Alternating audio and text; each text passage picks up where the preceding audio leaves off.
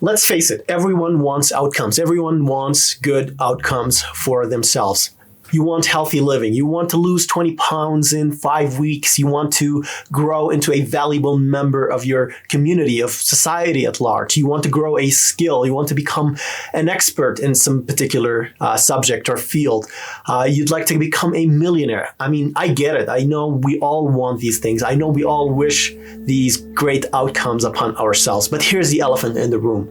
Are you deserving of these outcomes? Are you willing to commit to this self-development journey? Are you willing to see it through, knowing that this journey is not going to be a straightforward path, that it's going to be filled with ups and downs, with highs and lows, with the good and the bad? In this first series of video, I'd like to decode the process of how you can acquire knowledge effectively, how you can grow into a valuable, influential subject matter expert, how you can put yourself into the right footing so that you're prioritizing the long-term view over short-term gratification. In scope for today's video, we have a couple of central questions. Number one, what is knowledge to begin with? And number two, how do we humans grow knowledgeable in a certain subject or domain?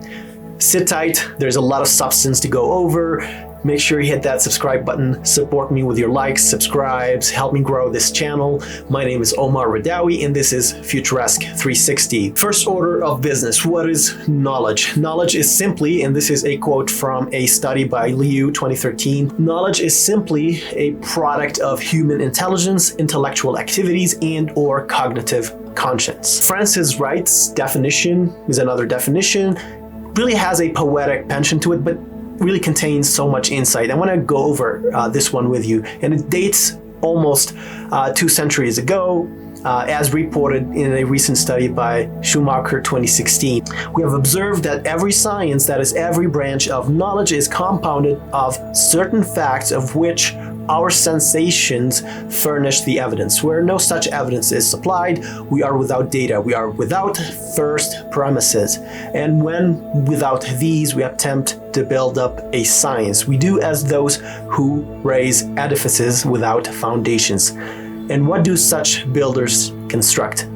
Castles in the air. And so this is a point. If you want to grow knowledge, you do not want to build castles in the air. You want to build based on a solid foundation and not a wobbly foundation. Okay, let's talk about the knowledge creation process, the knowledge management, and this is a concept from the information science field. It is highly cited, widely used and discussed. It has its own limitations, but it is of the essence for our discussion. The DIKW pyramid or hierarchy. Does this jargon term DIKW ring a bell for you? If not, you're going to learn something new and hopefully something well worth your while. Okay, so what is the DIKW pyramid? The DIKW pyramid consists of 4 consecutive qualitative levels. At the base layer of this pyramid, there's data. The next building block is information. Next up is knowledge. And then at the top of the pyramid, there's wisdom. That's the pinnacle of the DIKW pyramid, the pinnacle of the knowledge pyramid. So this DIKW describes and delineates the interrelationships between data, information, knowledge, and wisdom, and how meaning can be unlocked in the distribution of these different categorical levels.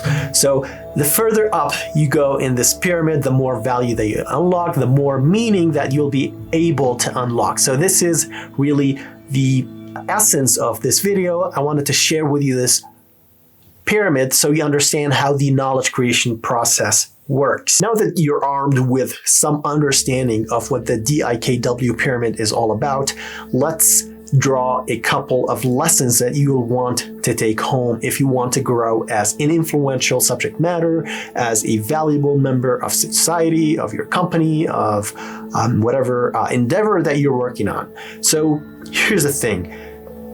We have this DIKW. It indicates, it makes it clear that knowledge and wisdom are no intermediary steps. The process of acquiring knowledge is cumulative. You can't burn through the learning phases, you can't burn through the discovery, the growth phases, and claim that you have attained the pinnacle of knowledge. Because what might end up happening is you may end up deluding yourself into thinking that you have your answers figured out. Remember, the journey is the journey, and you've got to walk the journey. Number 2, you will not just climb the pyramid of knowledge automatically. You need to develop the mechanisms that will allow you to do so.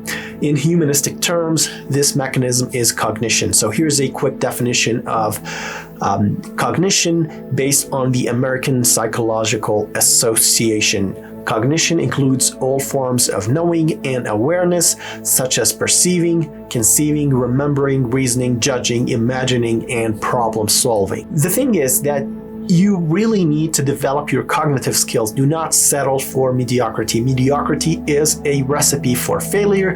It is a recipe for disappointment. It is a recipe for dissatisfaction, for a dissatisfied life. Over their lifespans, not all people will come to develop equally powerful mental supercomputers.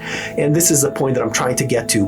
Develop your cognitive skills. Of course, there's a lot more to this, but what I'm trying to impress upon you is that the data you ingest is only the raw fuel, the gasoline. What you need is a powerful engine, a powerful motor that converts fuel into energy, heat, and movement and thrusting power. Develop your capacity to process, to think, imagine, and conceive. See beyond what others see and be your own best critic. This shall remind me of a quote by Jim Rohn. There are 2 ways to see. One is called sight and the other is called insight. See with your eyes, you see things. See with your mind, you see answers.